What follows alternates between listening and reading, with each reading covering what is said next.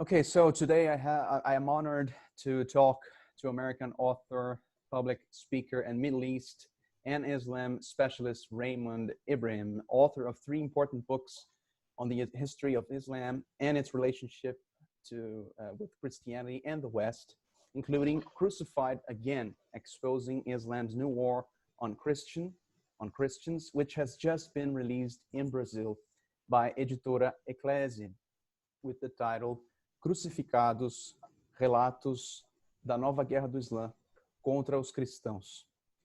Mr. Ibrahim is a widely published author who's done several guest lectures at universities, briefed governmental agencies such as the Defense Intelligence Agency, and has testified before Congress regarding the worsening plight of Christian minorities throughout the Islamic world. He was raised by Egyptian parents and is equally fluent in English and Arabic. His knowledge of Arabic and Middle Eastern sources has enabled him to offer breaking news and serve as a news analyst for a variety of media.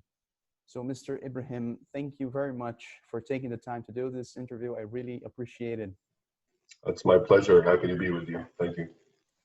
Okay, so I want to jump right into what I think is the heart of your argument on Crucified Again, which is, and please correct me if I'm wrong, but which is that the centuries-long persecution of Christians by Islam is not a phenomenon with merely social or political roots, but rather it is inspired by doctrinal sources. You say that the patterns of persecution, which is the same motivations, the same actions, and the same horrific results recur in widely different countries, and that they emerge, and I quote you, from themes in the Quran, in Islamic theology, in Sharia law, and in Islamic culture. So could you explain a bit more about this correlation between Islamic doctrine and Islamic persecution of Christians? Yes, certainly. So as you indicated earlier, the primary narrative that we hear from the authorities, whether it's media, scholars, academics, politicians, is that any sort of violence that is committed in the name of Islam by Muslims, whoever they are, terrorists, ISIS, Islamic State, or whatever, extremists, are basically pulling things out of context. They're distorting the Quran, the teachings of Islam, and ultimately their real motivation is political. It's about grievances, and it's about anything under the sun. It's colonialism. It's a teddy bear that blasphemes Muhammad. These are all various anecdotes I recall through the years that prompt Muslims to engage in violent acts.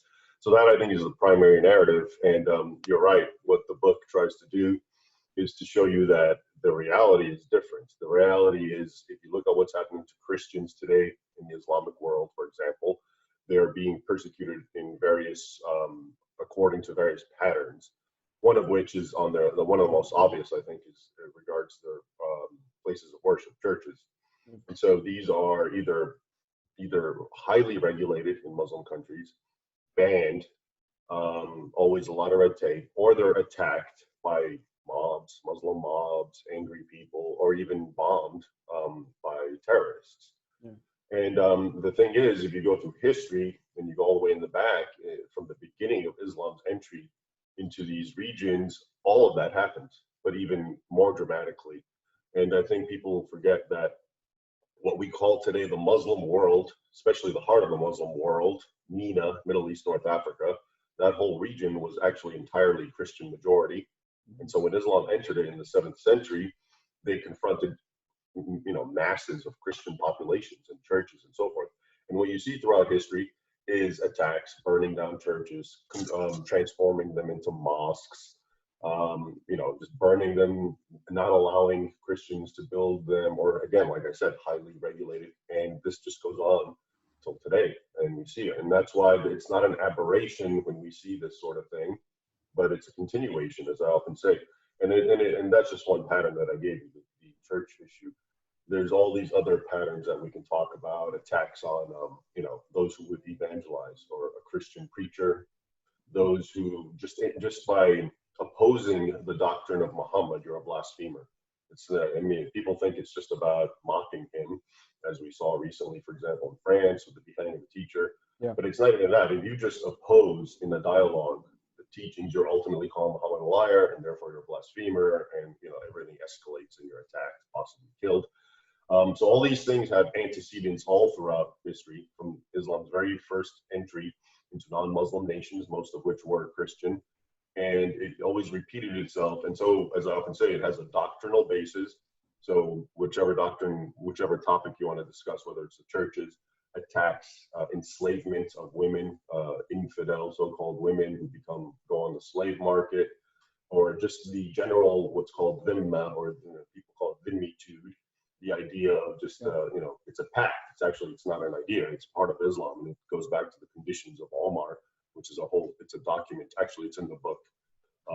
Yeah, we're going to talk about that later. I'm going to ask you specifically about the conditions of. Okay, good.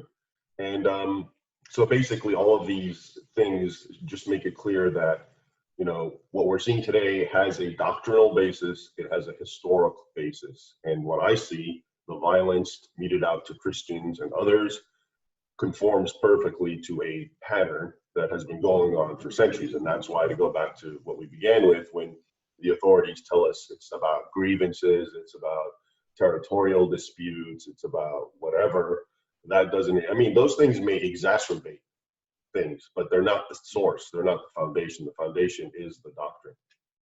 So in your opinion, do you think, would it be correct then to say that the more a Muslim engages in practicing his religion according to his doctrine, the more likely he is to persecute Christians in one way or another? Yes, that's the unfortunate conclusion. And it just goes to the teaching. And it's unfortunate. It doesn't sound good when you say a man becomes pious and therefore becomes intolerant, violent, or whatever. It sort of doesn't match. It's hard for people to understand. I think that's because they come from a Christian background. Most people in the Western nations, in South America, and so forth. And they, when they hear religion and piety, to them that means some sort of elevated morality. Yeah. But in Islam, it's all about what the books teach and what Muhammad, the Prophet, taught. And so Muhammad said, when you come across a Jew or a Christian, do not say salam to them. Don't greet them, but instead sort of push them out of the way. That's just one of many hadith.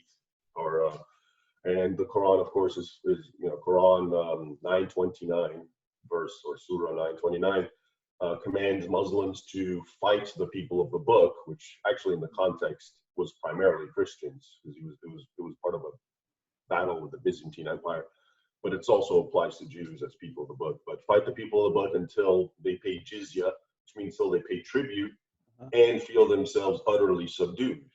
Okay, so all of that, if you're a Muslim and you want to follow Islam the way it's understood, and you read the texts and you go with the mainstream interpretations that have gone for centuries, they make you essentially, at the very least, want nothing to do with non-Muslims.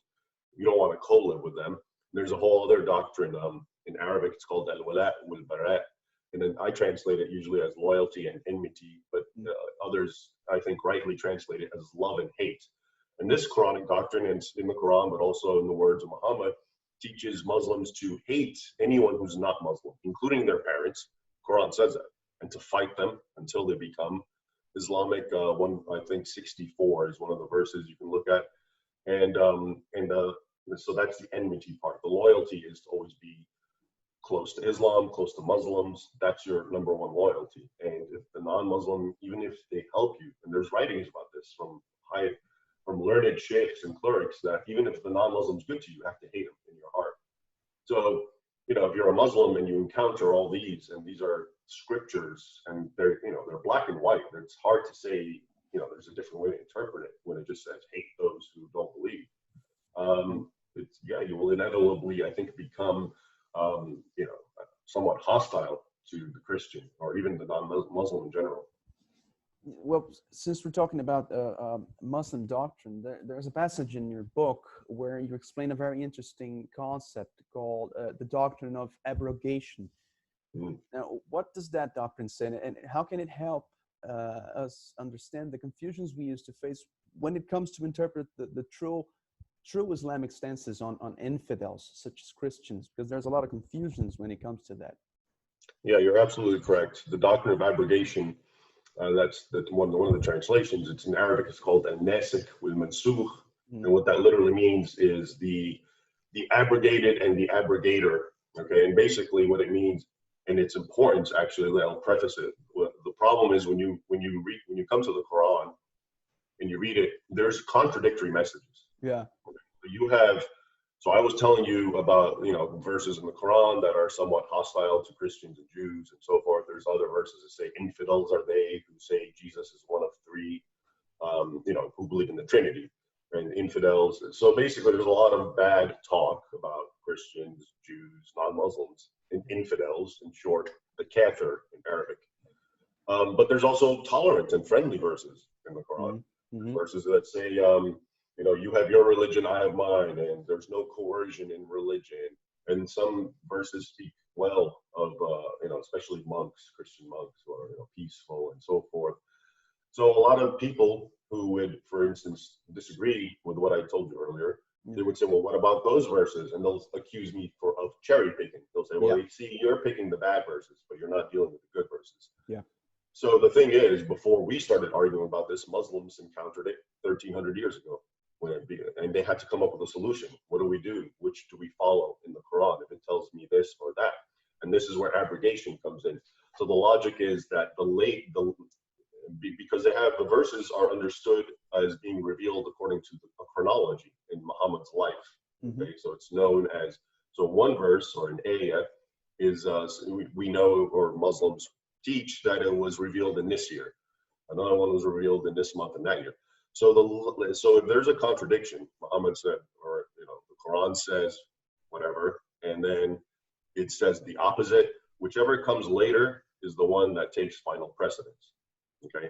So if, for example, there's I believe a verse or two in the Quran that seem favorable towards the drinking of alcohol, wine, or they don't ban it, it's somewhat ambiguous, but some people say it's very clearly pro wine. Then you have others that clearly ban it. So which is it? Well, it happens to be the one that bans it because that came later. Okay. So, aside from the theological inconsistency involved, because it suggests that God, who's revealing this, is changing his mind over the course of time. Aside from that, it's you can see the inherent problems with that. But also, before I forget, part of the abrogation thing isn't just that the older or the newer verse, cancels out the older one, but also the belief is that when you're in a situation that Muhammad was in, for instance, that warrants the behavior that's caught in the older abrogated canceled verse, then you can do it. In other words, all these teachings are understood to be situational. If you happen to, so long story short, if you look, there's the Quran is understood by Muslim scholars as having two phases, Mecca and Medina. And they even refer to them in Arabic as the Mecca Quran and the Medina Quran, even though it's one Quran. Yeah. The Mecca refers to the early verses when Muhammad was still in Mecca. Okay, when he was in Mecca, he was weak, he was outnumbered. He was at as they call them, the polytheists, kuffar. He was at their mercy, and this is when you get a lot of live, let live, tolerant verses that come from Muhammad in the Mecca. When he went to Medina, okay, and this is year one of the Islamic Hijrah in 622. When he went there, he became stronger. He essentially became a warlord, okay, and he went on raids. So, and then now the verses and the tolerance that was in the Mecca goes away, okay, and it becomes more militant, and that's where you get the the fight the Christians or the people of the book until they pay jizya, that sort of thing. That's towards the very end of Muhammad's career. So what Muslims will teach you now is that if you are in Muhammad's situation, meaning if you're a Muslim living around non-Muslims and you're in a weakened state, for example, like so many Muslims living in the West, non-Muslim nations who are minorities, whether in Europe or in America or in South America, anywhere, then it's for them to follow the Mecca verses, just like Muhammad, because when Muhammad was weak, he preached peace and tolerance, but when he became strong, that all went out the window. So you can see, there's a bit of insincerity and a lot of flexibility for the Muslim on how they can live. And obviously this sort of thing creates so many confusions to non-Muslims. It's very Yeah. convoluted, and it's somewhat disingenuous, because as a Christian you think that God's word stands always. God doesn't Yeah. contradict himself. Yeah. And so this is why I think there's another layer to the confusion, in that it's so hard for the non-Muslim, especially Christian mind, to understand all this. And do you think the lack of knowledge of the specific doctrine has been used to, kind of promote this popular distinction between so-called moderate Islam and radical Islam? Absolutely, because what those who are not aware of this doctrine will do is they'll say, as I pointed out, I mentioned, for example, violent verses. They'll say, well, we can show you non-violent verses. We can show you tolerant verses. Yeah. Therefore, you can't say that Islam is inherently anti-infidel or a jihad religion, because there's also good ones. So it's open to interpretation, and it depends on the Muslim and so forth. So a lot of people will believe that, and you can see why. But from a systematic point of view, when it comes to the codification of Sharia, the Islamic law, abrogation is used. It's not, well, if you want to use the peaceful verses, you can. No, those are abrogated unless you find yourself in the same situation. Okay. And then you can use them. So yeah, it's definitely been used. And Muslims who do know it, use also make the same argument, even though they know better, but they won't talk about the abrogation. That's another thing as well. I mean, not all Muslims know Islamism as well as others. Like it's not like a well-known doctrine for every Muslim, right? Right, and that's true, and it's very true, and it's very important to keep in mind. And it sort of goes back to your original point. The more pious a Muslim becomes, the more possibly intolerant and hostile he also becomes. I think a lot of Muslims, I've been around a lot of Muslims and known many, those who are nominal Muslims, just like nominal Christians or any nominal religious person, are fine people, and in their mind they think the religion is great and they don't see anything wrong with it. Yeah. And a lot of it has to do is because they don't read the Quran, they don't read, they certainly don't read the Hadith, they don't listen to the ulama or the sheikhs or clerics. They're sort of secularized, and they're just cultural Muslims. And they'll just go to the mosque and that sort of thing, fast on Ramadan. But it's very telling that the more a Muslim becomes religious, the more problematic his ways can be with non-Muslims, and because it falls back to Sharia. Yeah. Okay. Yeah. Well, there's another part of your book that's very interesting. You talk about a golden age where Muslim persecution of Christians was not as intense as it was in the beginnings of Islam, or even today. And this has also to do with the subtitle of your book, where you use the term Islam's new war on Christians. Now, what made Muslim persecution of Christians become less intense for a period of time? How did that come to an end, and what's new about the war that's happening today? It's very interesting. It's really not known. This is essentially my theory. I've never heard this. I put it together based on my study of the eras. But basically, when Islam was strong and it entered, MENA, Middle East, North Africa, Egypt to Morocco, all of the Middle East, and later Turkey and all these areas, it of course went eastward too, and up until India and into sub-Saharan Africa. But the Christians always became, as I said, dhimmis, basically second-class citizens, and all these stipulations were applied to them. Their churches were banned, burned, confiscated, all that sort of thing. And that's because Islam teaches that, the doctrines we've been talking about: loyalty to Islam, enmity for non-Muslims, make them feel subdued, Quran 929, all that sort of thing. So it has a sort of supremacism or supremacist mentality towards the other, who always is at your feet, essentially. When Europe colonized the Islamic world, this was very different, because up until then, Europe was actually, the Islamic world, the caliphates had been attacking Europe and very much were conquering large portions of it. And in fact, 3/4 of what was originally Christian territory was conquered by Islam between the 7th century and on, until really the colonial era. So when the Europeans actually came in, which Muslims simply saw as Christians, infidels, came into their lands and completely took over.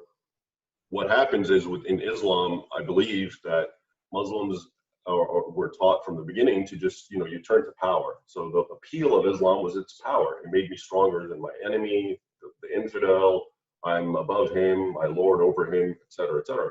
Mm-hmm. So when the non-Muslim came in, this was very, bizarre, because that's not how it works. It's not supposed to be like that for Muslims. And they found that the non-Muslim was completely dominating the Muslim. So what happened is a lot of Muslims actually really turned away from Islam because it didn't give them what it traditionally does, which is power over the other. And they actually gravitated towards the master's way, the colonial's way. So this isn't to say that they became Christians, but they became very secularized. And this is when you see all the traditional Islamic garb go away. If you look, in the 1920s, if you go to a place like Egypt, you'd never see a woman wearing, the hijab. All the women were dressed like European women. Also in Syria and all throughout the Middle East and Turkey, and men were in ties and suits. They didn't have the beard, and you go there now. Interestingly, it's much more like the old pre-Golden Age era, where women are all hijab and so forth. So I think Muslims perhaps subconsciously took on the mannerisms and the worldview of the people who lorded over them and conquered them, the Europeans, and they sort of westernized, if you will, in that sense. But I think it's also interesting that because then you see a change, and this is why this is the new war. It's happening again, because I would say right around the 60s, when the West started to liberalize and essentially disavow its own heritage and call it, present itself as bad, including for colonialism, and then praise other cultures, most often Islam. Okay, what that did is so Muslims went from respecting and trying to emulate the victorious West, to having contempt for it and falling back into their ways and thinking that their ways are superior. So the logic, and you see this in the writings of people like Sayyid al-Qutb, who's a very famous theoretician for the Muslim Brotherhood. I think he died in the 60s. He was executed. His writings are very famous, but his point was that we want to take from the West only their technology and their science, but our culture is completely superior. We want nothing to do with our culture, which means we're going to live according to Sharia, but we can follow and learn from them when it comes to secular things like technology and science and so forth. But they're still infidels, they need to be despised, et cetera, et cetera. So how that translates for Christian minorities, of course, is that Muslim nations their mentality started going back to the old supremacist way of having nothing but contempt for the other. The westernized thing that I was talking about from basically the late 1800s to the early mid 1900s started to, dissipate. And that's why it's interesting when you look until today. If you go to a Middle Eastern nation, the old people, 70, 80, 90, are actually more progressive and moderate, and they'll dress progressively. They'll dress in, Western attire than the young people. And the young people seem much more fanatical. And I think a lot of it has to do with this, initial attraction to Western culture, and then Western culture itself, losing its own confidence. And then Muslims reacting to that again by having, despising the West and becoming like they were before, which is, essentially preying on the infidel. Yeah, we brought it on ourselves. So. Right. Yeah. Well, there's another. Well, I don't want to go through the whole book here, of course, but there's just one more thing that I can't not ask you about, and you've already mentioned it. It's the conditions of Omar, because I believe few people know about that, and very few people know about that, especially here. And so, could you please explain briefly what is that about, and if that is still valid today? Certainly. So the conditions of Omar is a set of rules that they're attributed. Some Muslims believe it's the first Omar, the second caliph, but Western scholars believe it's the second Omar, who lived around seven. He became caliph, I think, around 717. An Umayyad caliph. Anyway, it has to do with the conquest of a Christian territory in those early years. Some people believe it was actually Jerusalem, but somewhere, I believe, in Syria. And these were the terms that the Christians had to abide by in order to not essentially be killed. Okay, and of course, so they had to pay the jizya, which was tribute.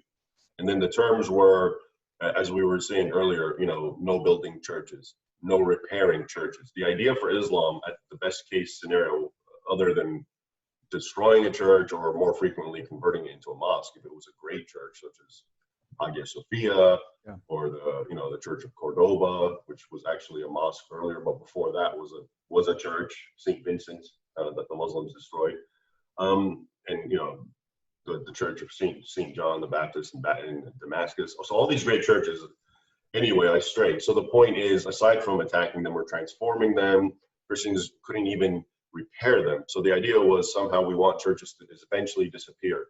Yeah. Okay, so if it starts crumbling apart, you were still forbidden from fixing it. And this goes on until actually very recently. In places like Egypt, it takes sometimes, you were required a presidential decree to fix and repair the toilet. Okay, believe it or not. This isn't, I don't mean right now, but this was probably maybe 5 decades ago. That was the case. It was part of an Ottoman decree that I think was eventually changed. But it's still very hard to, in the Middle East, if a Christian wants to build a church, there's a riot and just a rumor of it, and there's attacks and so forth. So, but aside from the churches, the conditions of Omar said things like you can't have a cross visible. You can't talk about your religion and in any way tempt a Muslim. You can't stand in the way of any of your relatives, Christians, from converting to Islam. And of course, if you break any of these commandments, death instantly. Not just for you, but for your entire community. Collective punishment. And it's a long list, but if to summarize and to give you a modern day analogy, it really treats Christians as how Black people in America were treated before the civil rights movement. So it says things like, if a Muslim comes and he wants your chair, get up and give it to him. Okay, and that's why I mentioned that analogy, because back then, a Black person that went into a bus, they had to get up and give their chair to a white person, etc. So it's that kind of mentality that was codified in the conditions of Omar, and it came to supplement the Sharia law view on how to treat conquered infidels, dhimmis. So it went because the Quran doesn't give you much details. It just says fight them until they're subdued and feel humiliated and pay jizya. But the conditions of Omar are looked to by Muslims as the primary authority on how they're to be treated. And like I said, it's by our standards, it's beyond discriminatory. Yeah. But for Muslims, it's still on the books. This is how it should be. Wow. I have no words for that. Well, this will be my last question, Mr. Ibrahim, and I thank you again for taking the time to do this. And well, since July 2011, you have been publishing in your website, RaymondIbrahim.com, a monthly report called Muslim Persecution of Christians, dedicated to chronicling the abuses and slaughters Christians experience throughout the Islamic world. Well, there are already well over 100 of them, right? And it is impressive and kind of revolting that you don't find almost any of that in mainstream media. And how come such an intense and ongoing persecution does not get noticed? I mean, why do you think that happens? And most importantly, where can we find trustworthy news about it? Yeah, there's a lot to say about that. So the history of this is back in 2011, because of what you're saying, no one was reporting on this, except very small, specialized humanitarian groups and media. I decided to just every month to try to go through all the ones I could find of Muslims persecuting Christians and collate them into one report. And I remember at the time, back in 2011, July 2011 is the first report, I thought to myself, this might not be a realistic ongoing project, because surely 1 month will come and maybe nothing will happen, or just 1 or 2 cases. You can't have a report like that. Sad to say, in the almost 10 years since, I have never had that problem, and if anything, it's reached the point where I don't include everything I come across. Wow. To keep it manageable. Usually, I think every report's at least a dozen, sometimes 2 dozen different cases all around the world of Muslims persecuting Christians. Mm-hmm. And like you said, any of these, if it was vice versa, if it was the Christian doing that to a Muslim, yeah, they would be all over the news. It would be just plastered everywhere on the mainstream media. the only ones that will maybe get a brief mention is if, you know, like when those Coptic Christians were decapitated in Libya by ISIS in a video. That'll make the media a little bit, okay? So that's why I did it. And speaking of that, I you know, just to give you an idea, I remember one of the worst attacks on Christians by Muslims. I don't know if it was the one where they were beheaded. I think it was in 2015, or another church bombing that killed 20 or 30. Someone did a study, and it turned out that around the same time there was some gorilla that was killed in a zoo in America. I forget the details, and it was considered like an inhumanitarian thing because a child fell in there, and you know, maybe the gorilla was going to hurt him or not, but they killed it anyway. I remember that. That story, at the same time as the other story, which had to do with, you know, dozens being butchered, received something like 20 times the coverage here. Okay, so that just gives you an indication of the sort of callous that accompanies the disregard for this topic here in the West. Yeah. But it had it. So, and you're at, well, I guess the best place if you want to find it is where I do it. Because I'm the only one who's doing this. But for the record, it's Gatestone Institute is the place that publishes it, even though everything that I publish ends up on my website, you know, the same day. So yeah, if you want to see, and that's why I say, you know, Crucified Again, you know, the book that you have in translated into Portuguese now, it doesn't have everything up until today, but if anyone's interested, just if you go on my website and look for, there's a little tab, you can catch up on all those years. But you're not going to learn anything new because everything in the book's going to tell you it's the same patterns. Like we started off, the patterns don't change. The attacks on churches, attacks on blasphemers, attacks on apostates, the Muslims who become Christian and then they get killed and so forth. Those have been the same throughout history as in the book and as is going on until this very day. Well, Mr. Ibrahim, unfortunately, we're running out of time. And I want to thank you again for your time and attention.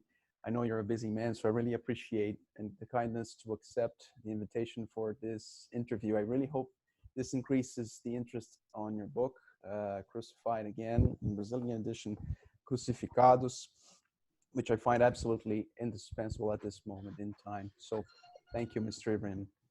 Thank you very much for having me. Thank you.